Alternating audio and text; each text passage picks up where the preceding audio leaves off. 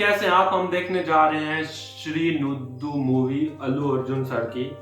और इस मूवी का हमने क्लिप देखा था, याद है किसी को? वो शपथ वाला जो ले रहे थे। हाँ माता दुर्गा माँ की वही वाला जो मंदिर के सामने जो है ना वो फाइट सीन था। हाँ, देखा था वो क्लिप। और वो जो दूसरे को मारा था, वो जो आए थे झंडू से बन के आए थे। हाँ, उनको फिर उसके अंदर मारा था, घर के अंदर घर था। वो बहुत अच्छा सीन था, बड़ा देखने में मजा आया था। और फाइट सीन अल्लू अर्जुन की मूवीज में बहुत कमाल की होती है ना, लड़ते जब वो बहुत कम मजा आता है देख के, फाइट होती है जबरदस्त होती है। ऐसा ही। और इस मूवी के अंदर होने वाले हैं प्रीत सिंह रकुलप्रीत सिंह भी हैं और ब्रह्मानंद जो फनी वो से भी है। हाँ, वो भी है। चलो भाई, मूवी में फन कॉमेडी फुल होने वाला है और इस मूवी के अंदर फाइट सीन भी होने वाले हैं। अल्लू अर्जुन सर की मूवी है तो देखने में बहुत मजा आएगा। स्टोरीज वैसे अच्छी होती हैं साउथ मूवीज की, तो हमने जितनी भी मूवीज देखी साउथ की, मोस्टली उनकी स्टोरी देखने में बहुत मजा आता है, इंटरेस्टिंग होती है स्टार्टिंग से लेकर एंड तक। और गोल्ड माइन की मूवी है तो गोल्ड माइन वाले डबिंग भी काफी अच्छी करते हैं, देखकर अच्छा लगता है। तो फिर जल्दी से इस मूवी को स्टार्ट कर लेते हैं एंड देखते हैं।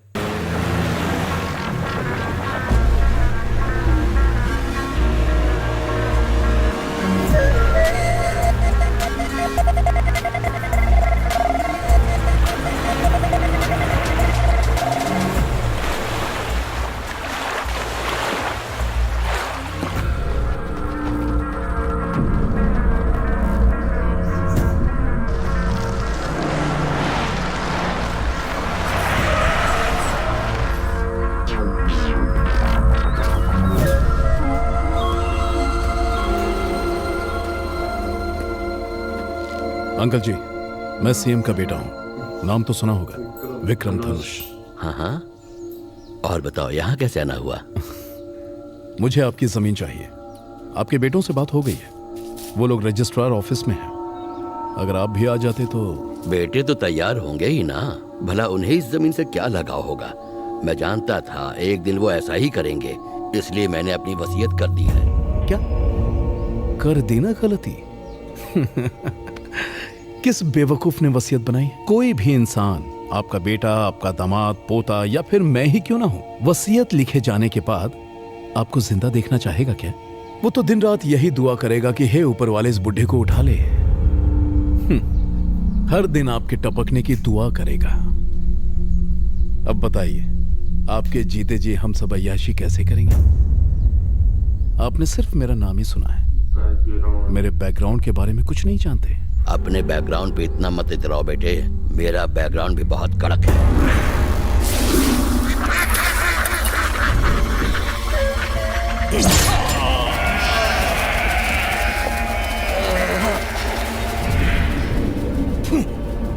बैकग्राउंड की बात करता था, अब हो गया ना अंडरग्राउंड। तेरा बाप मर चुका है, बस ये दिखा के रजिस्ट्री करवा ले। बोलिए मैडम। वकील साहब, हम आर्मी फैमिली से हैं। मेरे शौहर अनवर बॉर्डर पर लड़ते हुए शहीद हो गए थे। उनकी इस बहादुरी और शहादत के लिए सरकार की तरफ से हमें 16 एकड़ जमीन खेती के लिए दी गई थी, लेकिन एक बिल्डर ने वो जमीन हड़प ली है। उसने वहाँ पर कब्जा कर लिया है। मेरे दामाद ने आवाज उठाई तो उसे घसीट कर ले गए। ये तो नाइंसाफी है, पुलिस ने कुछ नहीं किया? पुलिस, एमएलए सब उससे बहुत डरते हैं वकील साहब। किसी ने कुछ नहीं किया, मैं करूंगा। लाइए फाइल दीजिए, उन्हें तो मैं घसीटते हुए कोर्ट लेकर जाऊंगा। नाम क्या है उसका? मसूद पहलवान है उसका नाम।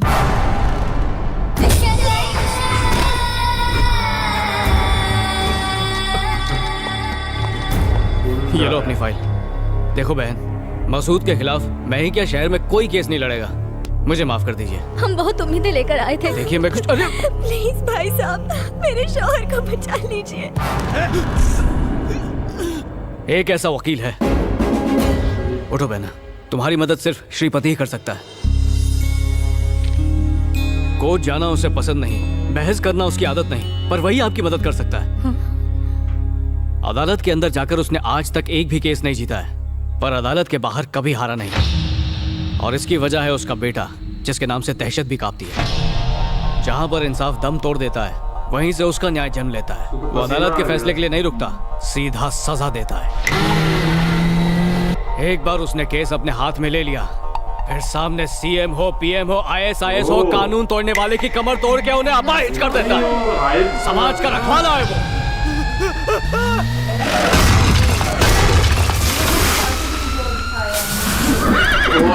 क्या है?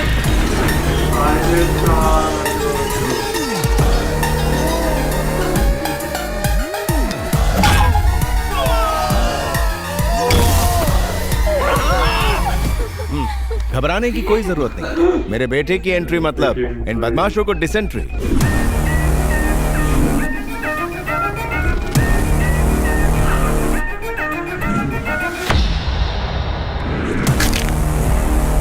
कौन है रे तू?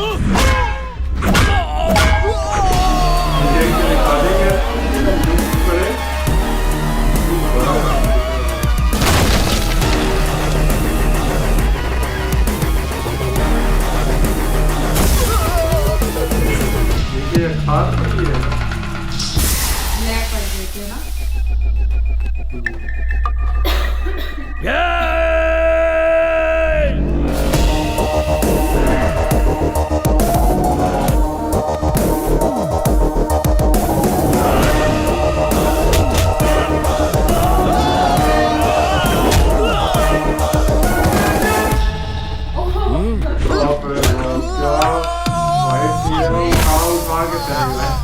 भगवानों को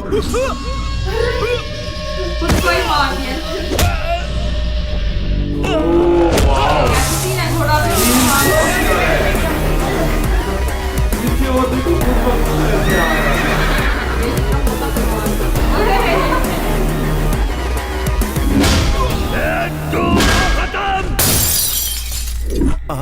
अरे बाप रे, गए काम से। अब इनका क्या होगा?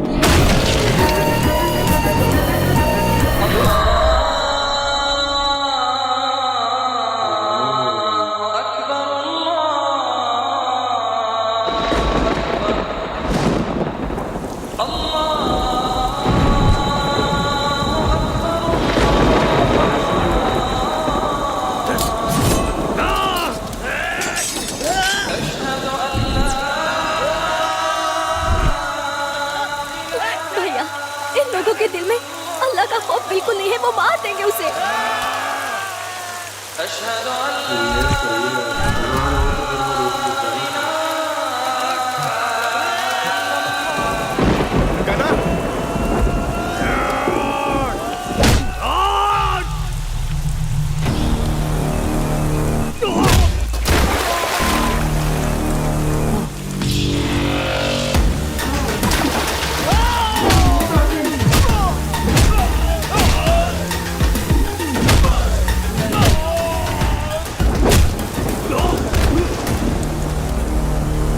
तू मुझे मार रहा है?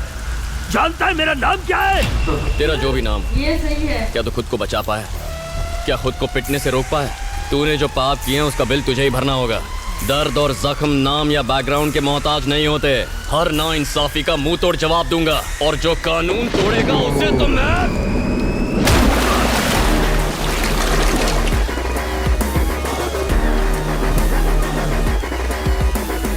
अरे बहन जी, कोई जरूरत नहीं, बिल्कुल मत घबराइए। ओके बेटा, तुम्हें चोट तो नहीं लगी ना? कुछ नहीं हुआ। लगी भी होगी तो तुम कहाँ मुझे बताओ? मुझे कुछ हो सकता है क्या चाचू?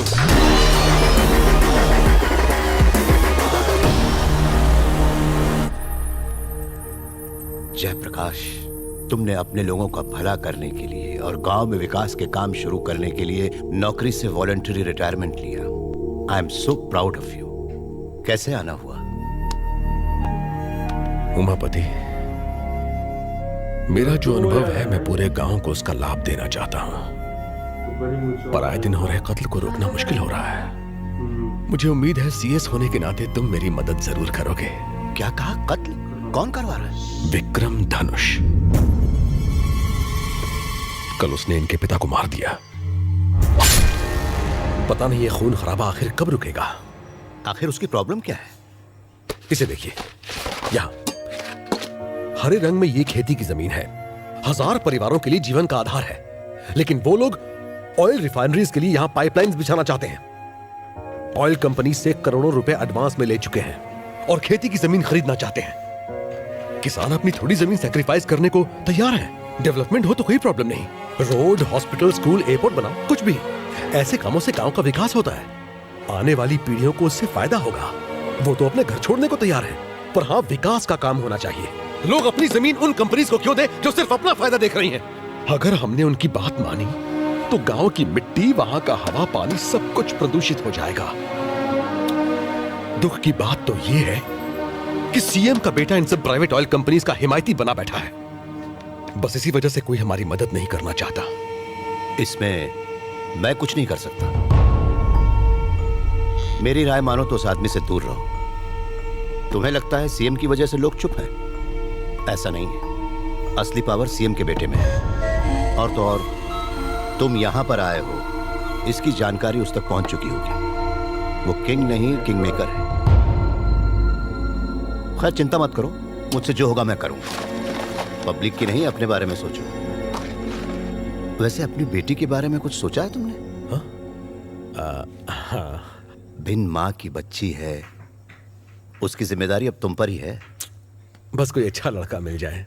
ठीक है, मेरे साथ तुम घर चलो। माफ कीजिए, अभी इनके साथ आया हूं, फिर कभी आऊंगा। और बताइए, भाभी कैसी हैं?